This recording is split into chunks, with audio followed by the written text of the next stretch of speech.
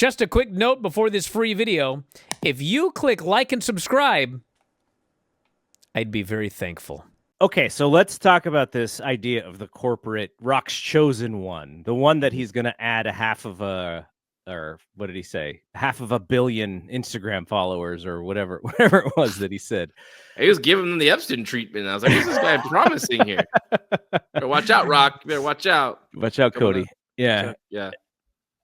So let's go through some of the guys who could be, if that is a storyline, and we don't know if it is yet. I think we think that it could be. Let's do this. How about your number one? You would think, and I will give my number one. Who I think it will be.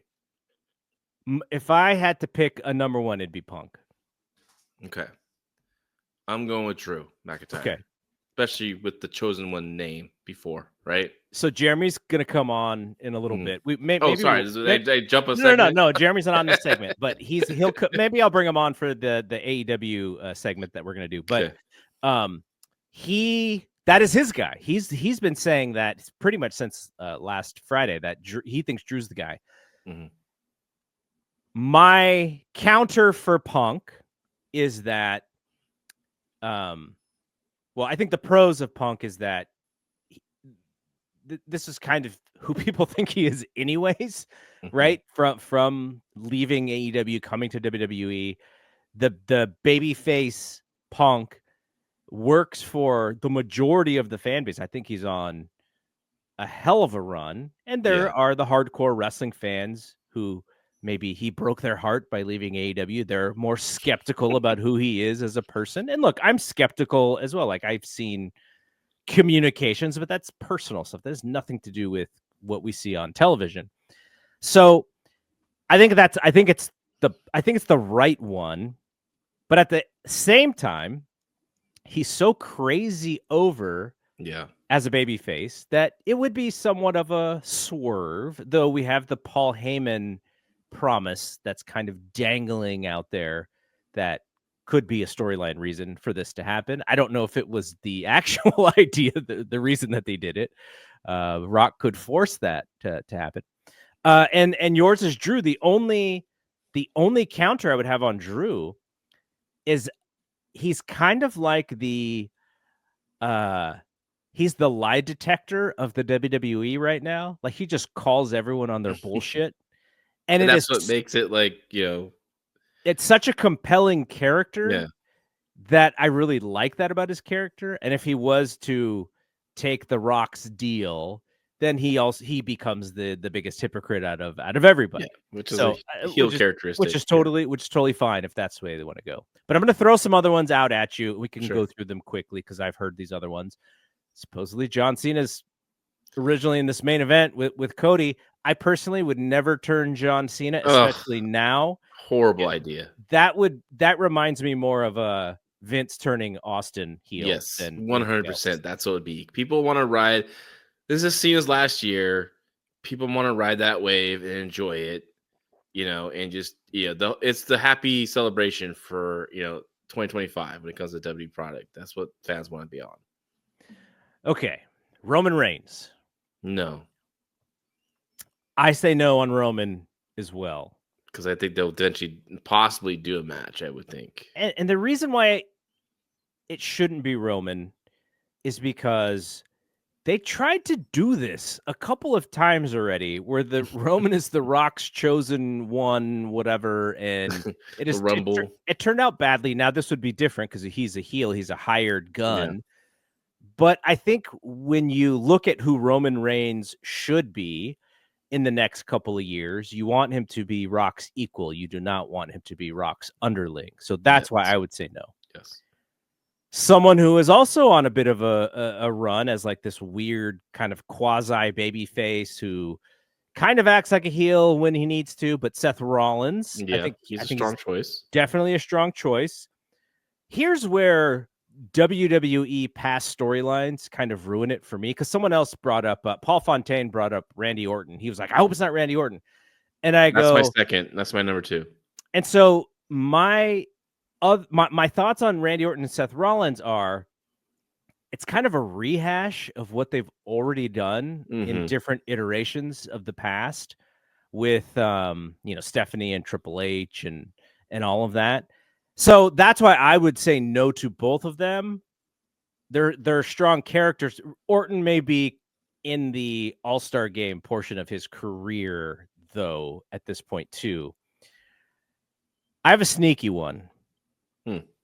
And this one leans more towards how they did The Rock when Vince chose him as the corporate champion. Now that was about a swerve and everything. Survivor Series 98. Everyone remembers that show. Rock wins and he turns heel and they ring the bell on poor Mankind. I would not do any of that stuff, by the way. What if The Rock brings out Bron Breakker?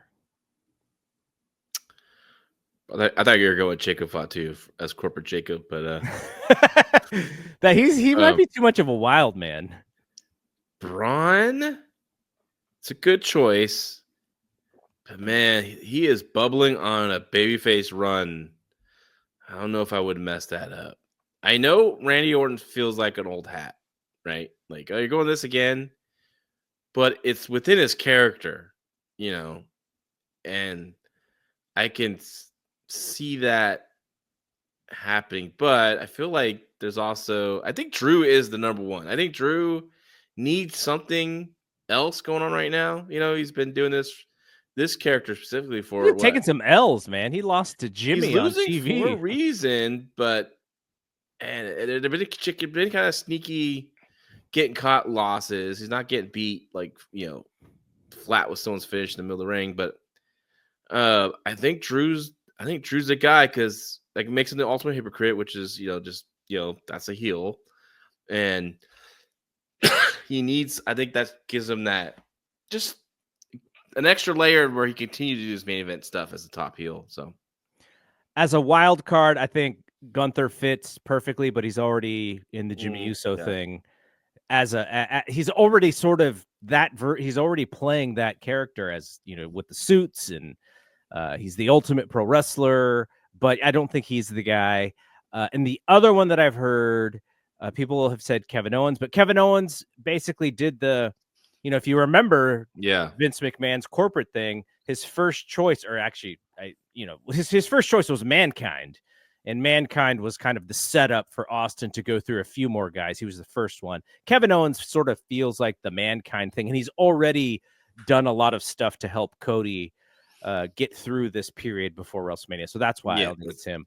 Yeah, but just to go back quickly to Bron Breakker, the reason why I think Bron Breakker is an interesting choice is because if you think about why the Rock thing was so memorable, is it because it anointed him as the next guy and it elevated him to be equals with Austin by the time 1999 happened. Then they fought again in 2001 and then 2003.